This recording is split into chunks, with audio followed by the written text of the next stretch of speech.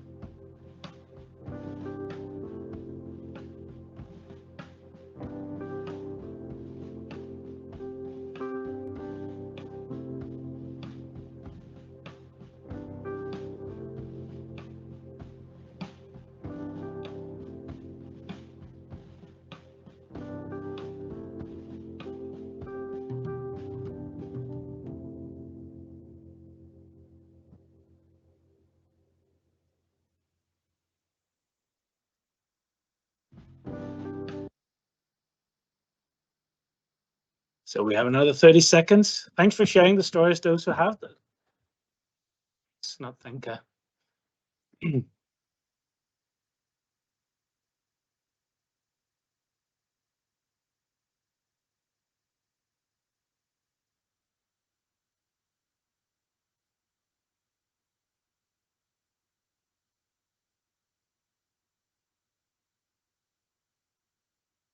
Yeah. Outside on your farm in the woods along the stream, beautiful memories. There's often nature involved when we think back on the time, isn't it? So time is up now. And thanks to those of you who already shared your activity in the chat. Now, we would like to hear from all of you, but we're more than 110 people in the call, so that would probably take us a little more than the time set aside. So in a few seconds, you will get a QR code on your screen, which will lead you to a setting for a word cloud. Now, what we're going to do there, where you go is you can type in up to 5 words. So please find the keywords that describe your playful experiences. Some of you already put them in the chat, and please put them in here as well. If you do not battle to work with QR codes, maybe because you're accessing from your phone, I'll just put the code just going directly to the Menti.com. So again, we're making a word cloud. Please scan the QR code or use the link in the chat and type in 5 keywords that describe your experience. And if you can't stick to 5, you need more, you just have another 5, that's fine. But try to keep them down to one or 2 words maximum. So I'm just going to allow you time to get access to the page, and then we'll start to look for your words.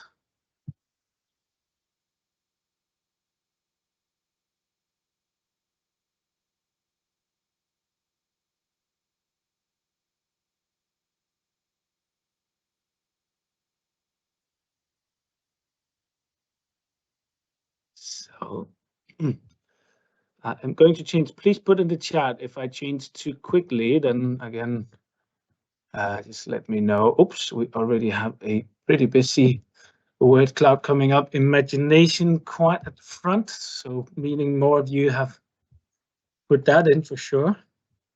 Friends outside, coming out, it's all fun. I'm glad it was fun. It should be. If not, it's really just a task, isn't it? Nature, joy, freedom.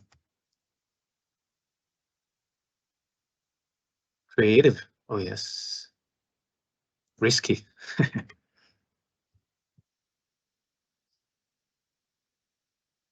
Danger and adventure. It's really interesting words. There's something about how we do engage, right? Agency. Thank you for writing that.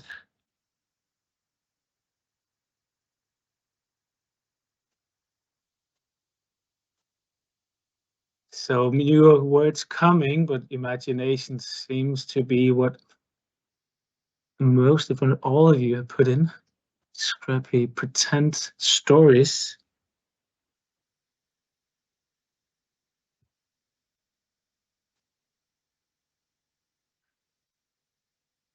Record player. That is very nice.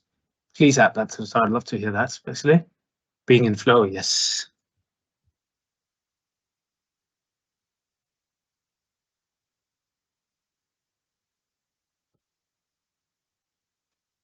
Exploration.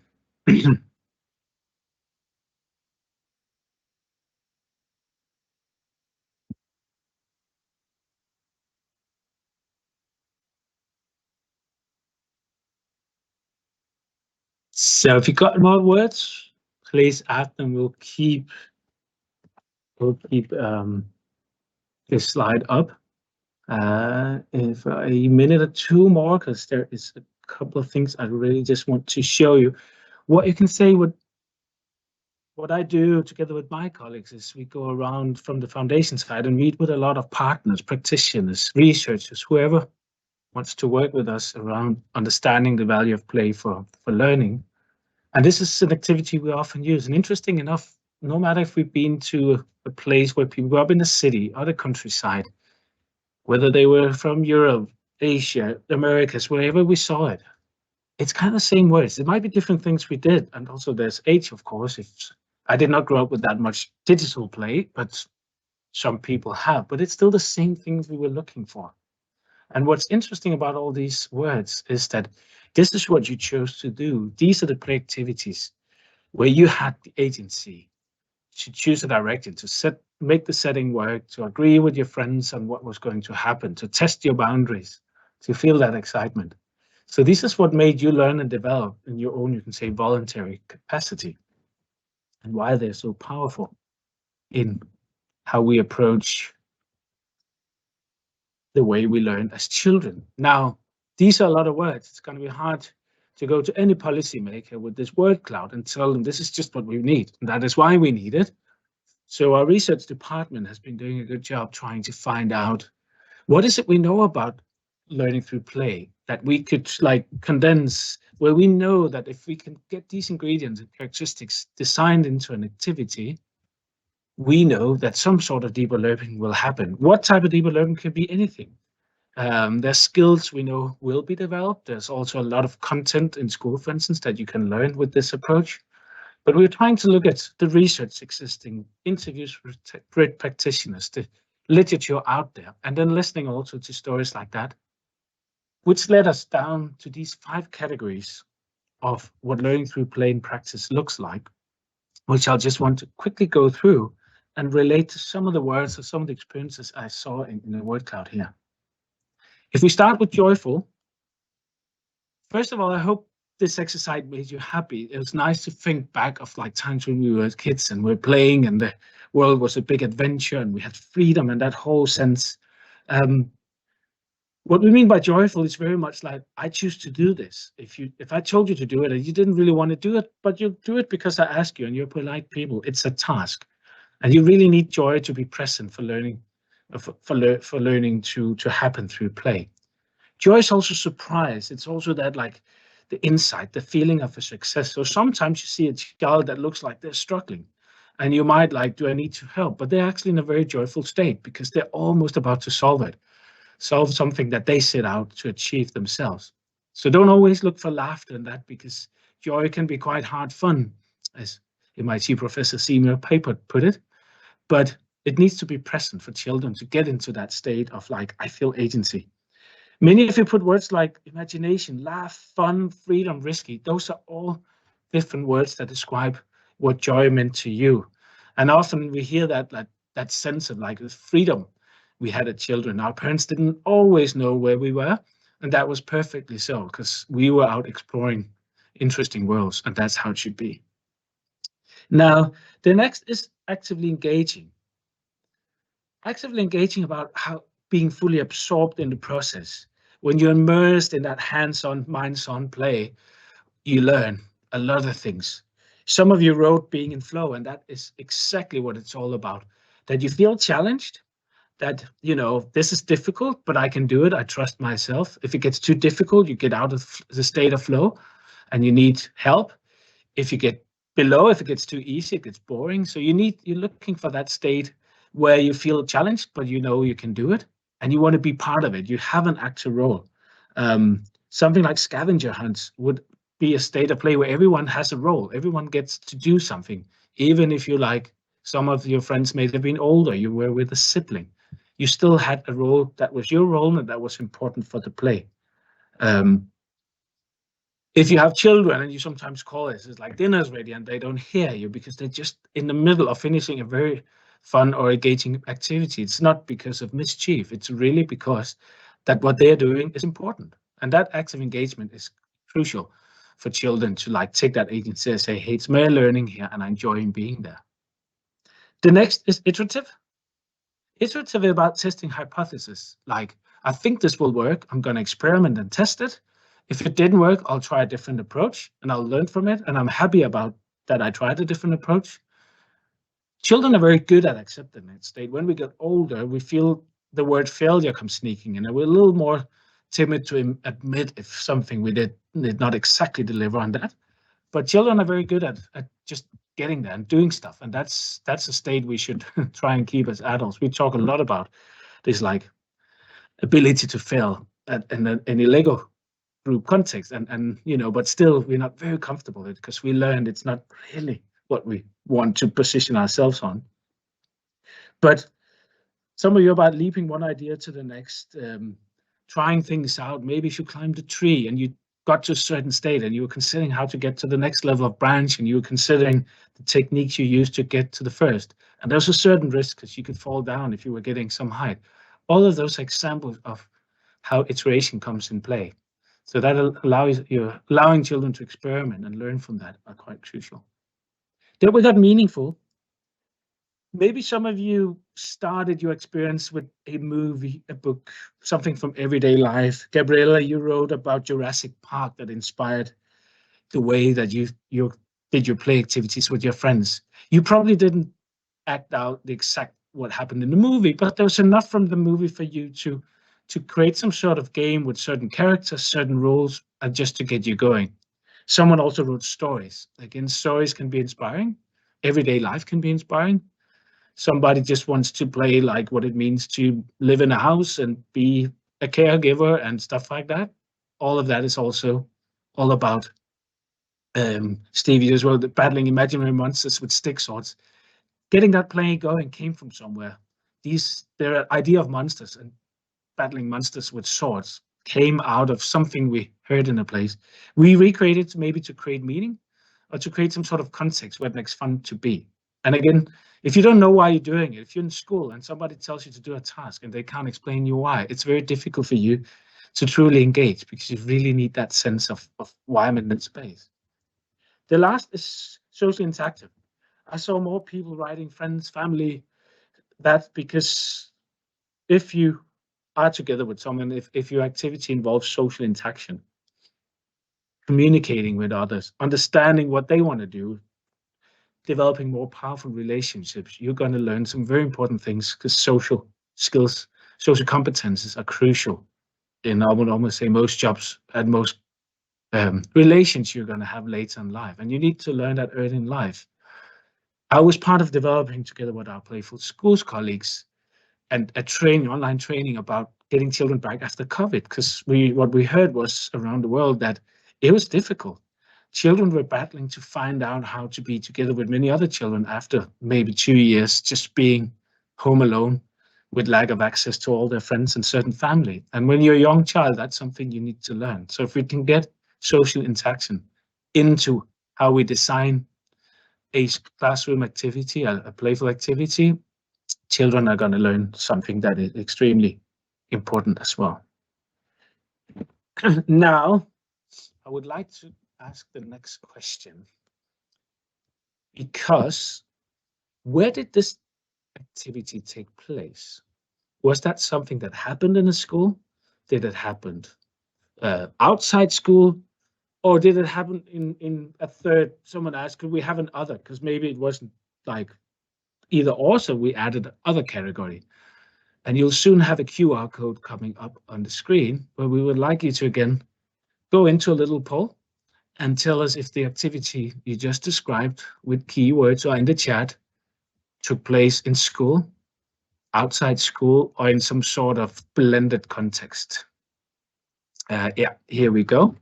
And as before, I will just quickly add a link if you're battling with the QR codes so that you can go straight to that Menti as well.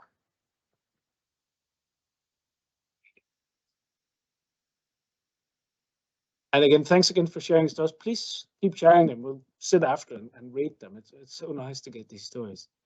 Thanks, Fessy, as well, for the one you just shared now. And again, spend a few minutes to take the poll, and I will just give you another 30 seconds before I change the screen. So we have a chance. So you have a chance to go there.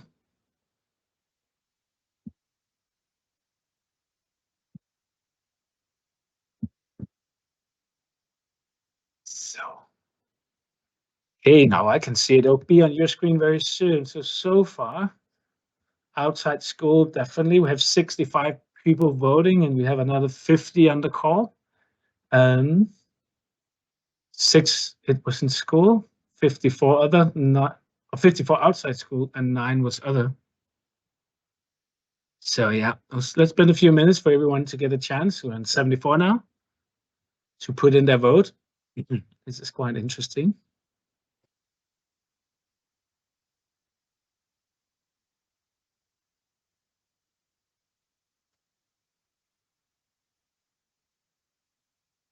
So we have another 78 that voted now.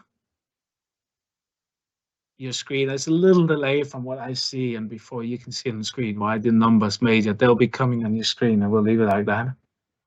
63 now outside school, 6 in school, and 12 others.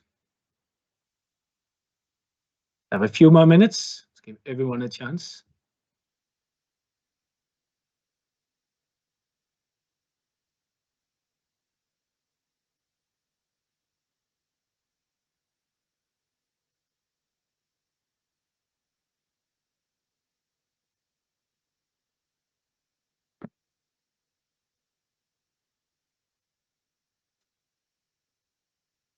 So we're starting to get a picture here that definitely, but also not too much surprise that most of you put in outside school as something. If someone put other, please put in the chat what that could be. Just very curious what that space you're looking at as well. Again, if you want to, it's no recommend.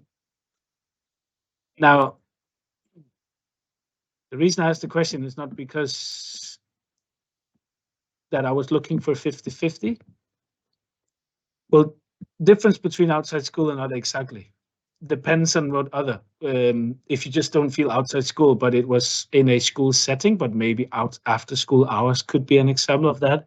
It's really to add that option of not seeing it as outside school or in school, because school can be great play opportunities as well. I hope that answered your question. Gladys, that's when yours was in school, but during recess. So yeah, that's all again. It wasn't like meant as the teaching, but school was a good place to be for play to happen. But still, the majority of you would say it's outside school. And again, it's not surprising, first of all, because when we think of play and learning, and especially play and schooling, we see that often there's a distinction. When we talk about play, especially when as adults, we see play as something you do for relaxing. It's pastime. It may not lead to any serious purpose as such, but we do it because it's a nice thing to do when you need a break from work. That's actually the definition that Google would still have if you search the word play. So that's one thing to be mindful of. Now, there's a lot of things happening, like what we know about the power of play for learning is changing a lot. There's a number of, like a lot of evidence coming in. There's a lot of conference being held about it where education ministers and policymakers from top level are learning about how playful methodologies can support our schooling, but it's still, how do you then do it in practice? because school is a place where we have time set up like to do 1, 2, 3s, and the next 45 minutes slot is to ABCs. And play is not like that. Play mixes everything. It's chaotic. It's timeless. How do we manage that paradox of getting the nature of play into a formal learning space? And how do we go about doing so if we know that, these children need to get grades to get into high school and later university, and we know the parents are concerned about it? And do we have the proof that working? It really takes some, say, the courage, but also that like seeing it in practice, because most teachers I've spoken to, once you see it in practice, you start to see this work, because it's not just about learning, developing skills like collaboration, creativity, and that which is important. It's also about getting children to understand why they're doing the learning. It's stimulating that curiosity that is so natural for them. It's giving them the agency, as someone also wrote, to say that it's my learning. You gave me a task to do, and you allowed me of finding a way of doing it. And that is meaningful for me, instead of every task has to be solved in one way. As practitioners, as teachers, that also requires us to give some of the agency to the children, that we don't sit with all the answers, which can be uncomfortable because there are certain things we need to do. There are things we need to achieve with the different learning we have. But like, we're at the International School of Billund in Denmark at the moment. We are organizing this conference together with the Harvard School of Education. There's a lot of research being done into that, managing that paradox and getting inspiration. So I can only encourage you to look for that. Now, again, looking at the characteristics of play that we looked at, they're not just applicable for playing after school. They can be used to design any classroom activity you like. It's back to seeing how that would work in your setting. They're already widely used, as you've heard, if you've been in other sessions, but also that when we were investigating, like, how is playful learning happening in school already, we found names such as inquiry-based learning or project-based learning, problem-based learning, which may sound and hopefully sound familiar to you, because they're all examples of pedagogies that resemble learning through play and used in primary school. And sometimes, if you like, none of them mention the word play. Like, we did a research, and the Lego Foundation website, there's a report on 8 different pedagogies that we found that would stimulate playful methodologies in the classroom. None of them are called play, because that might be the word that sometimes triggers a little, is that then serious? But who can argue against problem-based learning interventions? But down to earth, down to the basics, it's the same thing as when we talk learning through play, and they're using the characteristics of play to design the activities. So there's a lot to do. It's really just to get started. Try it. If you haven't tried it before, have it a go. Maybe do some activities as like just a break from your regular routines, just to start to see that reaction and how that would apply in your situation. Because, as mentioned in the beginning, there's no one right way to do it. There's a right way that fits the children you are with and your natural style of teaching. And again, that's the methodology you need to find out and use in the most convenient way. So we do have about 5 minutes left. So if there are any questions, please put them in the chat. If there are any comments to this, anything that surprised you, then please put that in the chat.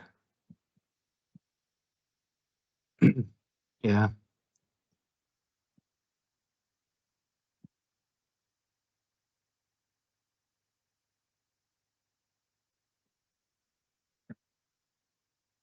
What I would like to do is really just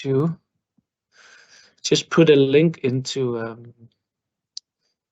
to the chat. I mentioned that the Harvard Education and International School of Billund had done that pedagogic play research report, which is actually coming to an end. It's been going on for, I think, 4 years now.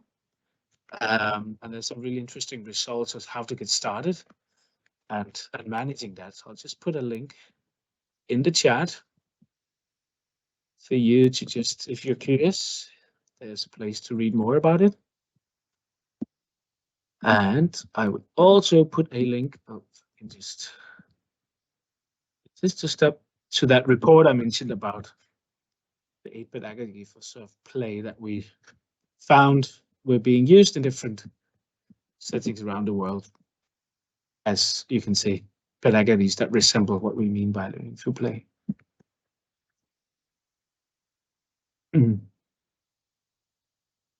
Thanks, whoever wrote with the love of do-it-yourself outdoor building and gardening as an adult. This is actually, again, we talk a lot about the children, but we also need to play ourselves. And sometimes that's like, how do you actually play? It doesn't need to be the break from how you work. Imagine these 5 pedagogies being used in the way we organize ourselves. We have been working with policymakers around the world, also in Billund, the municipality we're based in, to find out how could that actually work in a work happen in a work context. So someone at government leaders developing interest in playful learning. Are we seeing that in the US? Yes, definitely. There's, depending on where you are in the US, you can see, because it's not, as different states have different developments. If you go to a place like Massachusetts, where you have the MIT, the Howard, obviously there's a lot of knowledge and a very good scope for that. What we see more, I would say, is that we see a lot of like school districts that try out different ways of doing it, often started by a teacher or school leader that get inspired, and then get some tests. And these first results are being, like as a pilot, is being then used in broader in that school, which inspires more you can say learning to play to happen in that school. We haven't seen policy change though at the level we would like to see. We've seen that in countries around the world, like South Africa, for instance. But yeah, for the US, it really depends on where in the country you are. Thank you, Veronica. I hope so. And again, you guys are you're doing a great job. You're with the kids. You can see that happen. Again, give it a go. What we hear from most people is once you try it, it's very hard to go back. I visited school again. I rarely meet the children as you do. I'll meet the teachers and tell them what we know, and then how you can apply that. I was visiting a school in South Africa, and a teacher that came from a very like traditional school, and she said in the beginning it was really tough because you know I was used to a way, and I had to give more agency to children. Sometimes they were like trying to see if they could trick me, but after having gotten used to it, there was no going back. There was no going back to that old way of teaching, because the rewards of meeting children and seeing that, like looking forward to coming back to school. We've seen that in all types of school contexts, from the most challenging context to a place where I sit right now, the International School in Billund, which is a school with has lots of resources, but it's all based on playful pedagogy. Is it good about how do you encourage children to enjoy traditional methods to embrace uncertainty of play? Again, children are different. So the challenge you want to give the child obviously needs to be within, as we talked about, flow. If they feel stressed because it's too much, you need to have what we call scale up, scale down opportunities, where certain kids are being allowed to do things in a little more traditional way. When we talk traditional play, it's also what we would call instructional play, and that can be used for a lot of things. Like if I was trying to teach you all to play the piano, I would start with teaching you a few tricks on how pianos work. That is very well. So, and then once you know that, you can start to mix and match it. And for some children, that's the comfortable place to be. They like to keep playing what they learn. For other children, that's just an invitation to go wild and invent all sorts of things. And again, allowing that space for children to do it differently is also part of playful learning. Because there are children who are not comfortable with doing, like just saying, hey, go do your own thing. You need to do some framing around what an activity looks like, and be mindful of the children who needs a little more support in doing so. Yeah, thank you, Megan. Not enough time. It does take a change. It's also about getting the support. You have parents that are like curious, what's happening here? You have school leaders that might ask you, is this like what we want to do? You have things. It's a challenging, a daunting place to start. But again, don't think of it as a way of delivering. Like If you're doing, let's say, teach math, what could be playful ways of making kids learn what you were going to do anyway? Because the difference is they might remember it in a different way because they can see how to apply that in a context. Which, again, there is a time to get to learn that, and we fully appreciate and understand when children or when teachers are already pressed by all the other demands on them. So it's not to say just go do it and not recognizing that it's an effort. There are networks also that we've been part of where you can find support for getting started. We did a MOOC, a massively open online course on, for instance, building social skills in the classroom, which gives some very basic tips and tricks on activities, just to get that feel for it and say, is that something I feel works for me?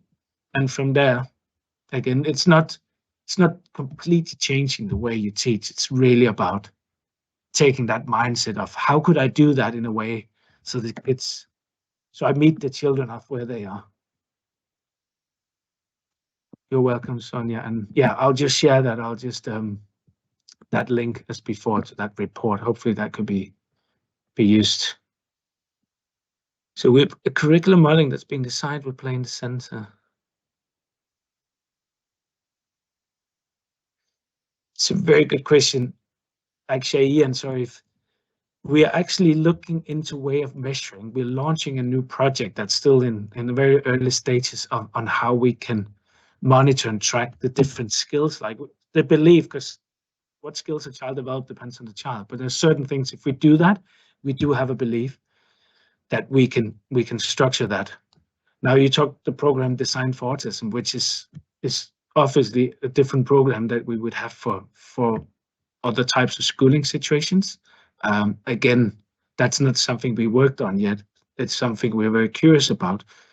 But there are programs being put in to find out how we can get that feedback that we can present to the policymakers to see change happening. We sometimes seen in countries where that's like the teachers, there was a buzz going on.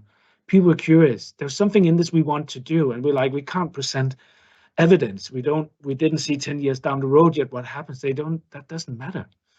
This is cool. We want to try this because it taps into a belief we had. As an example in Ukraine, that just were part of a big education reform back in 2018. And they said, this is cool. We hear what the MITs, the Howards, the Cambridge universities are saying. You seem to have like a practice model for it. Let's try it. We believe in it. And we can also be part of how this looks in practice. So that's often where it starts. So how the rest of this forum can help, very good question, but yeah. But again, do please follow us because there will be more insights coming to that. Unfortunately, we will have to stop now. The program is continuing. So just want to say thank you very much for joining the session, for joining the Playful Schools Conference. Any other questions, please go on your socials, use hashtag Playful Schools Conference 23 for us to pick them up here. If there's more in the chat, I'll just quickly have a look through to make sure I try and provide an answer for as many as possible. But yeah, thank you very much and have a lovely rest of the day.